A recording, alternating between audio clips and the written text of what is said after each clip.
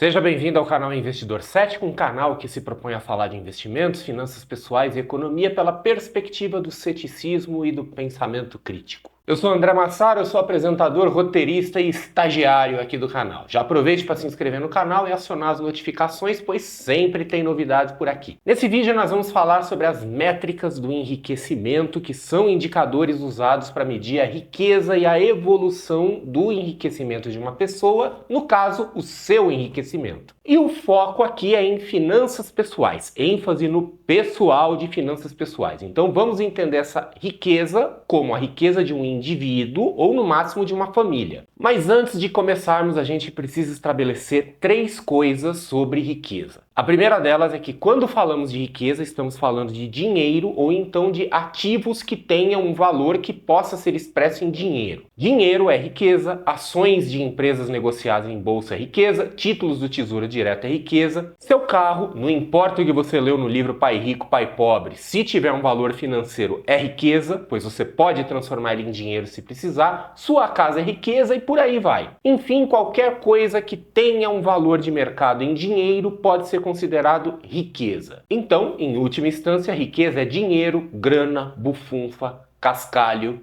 Não existe esse papo de sou rico de saúde, sou rico de amor, sou rico por ter a minha família. Se você tem saúde, você é saudável e não rico de saúde. Não precisa inventar uma nova expressão para falar daquilo que já existe. Se você tem uma família maravilhosa, meus parabéns. Mas se você não tem dinheiro, eu lamento te informar, você não é rico. Esse papo de rico de saúde é daquelas narrativas que a gente usa para tentar convencer a nós mesmos que a nossa vida não é tão ruim assim. É o famoso eu sou pobre, mas eu sou limpinho. A segunda coisa a falar sobre riqueza é, sabendo que riqueza é algo que pode ser traduzido em valores financeiros, a definição de riqueza é uma coisa subjetiva e que depende de contexto. Tem gente que se considera rico tendo 100 mil reais na conta. Tem gente que considera 1 milhão de reais como dinheiro de pinga. Então cada um vai ter a sua definição pessoal do que é riqueza. Mas sempre lembrando que riqueza é dinheiro ou ativos que valem dinheiro. Elimine do seu discurso, em definitiva, essa bobagem de rico de saúde. Até porque um dos requisitos para ser um investidor cético é não mentir para si mesmo. A terceira coisa é que a riqueza, que é expressa em valores monetários, pode ser representada como patrimônio, como renda ou como uma combinação das duas coisas. Considerar como riqueza ter 5 milhões entre dinheiro e investimentos ou ganhar 40 mil reais por mês é uma escolha sua. Essas duas formas de representar a riqueza podem não ser tão relevantes porque renda, se bem cuidada e administrada, gera patrimônio. E patrimônio, se bem investido, gera renda. Mas algumas pessoas podem preferir uma coisa ou outra como referência principal. Eu, pessoalmente, prefiro pensar em termos de renda. É uma preferência, talvez por conta da minha origem, já que eu não venho de uma família de empresários e fui assalariado por bastante tempo. Ou talvez por eu ser um profissional de investimentos e cético que assume que a renda gerada pelo patrimônio tende a ser irregular e às vezes incerta. Por isso, sempre que alguém me pergunta o quão rico eu gostaria de ser, a minha resposta vem na forma de um ganho médio mensal.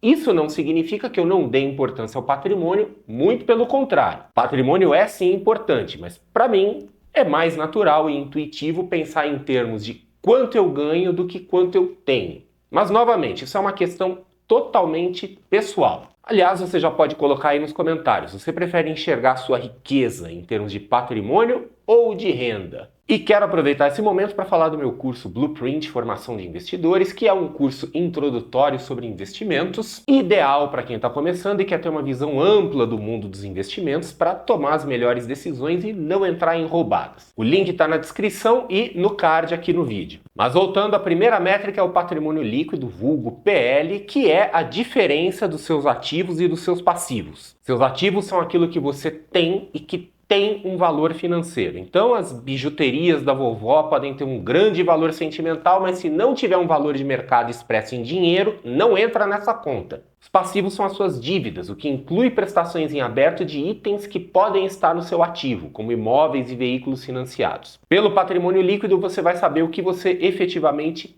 tem. A próxima métrica é a taxa de crescimento do seu patrimônio líquido, que você pode calcular idealmente de um ano para o outro. O cálculo é simples, basta pegar o patrimônio líquido atual e dividir pelo anterior. Se o seu patrimônio é agora de 500 mil reais e no ano passado era de 400 mil reais, você divide 500 por 400 e vai ter 1,25. Aí você subtrai 1 e multiplica por 100 para transformar de decimal em percentual e vai ter 25%. Um crescimento patrimonial de 25% em um ano é um número respeitável. Como saber se está indo bem? Pega essa taxa de crescimento e compare com a inflação, com a taxa de juros e com o retorno médio da Bolsa de Valores. Se o crescimento do patrimônio está abaixo da inflação, então você não caminha para a riqueza e sim para a pobreza. Idealmente, seu patrimônio deve crescer com o rendimento dos investimentos e com novos aportes de dinheiro que vêm da sua renda profissional. Se a sua taxa de crescimento for similar à taxa de juros ou ao retorno médio da bolsa, que são as duas principais métricas de investimento,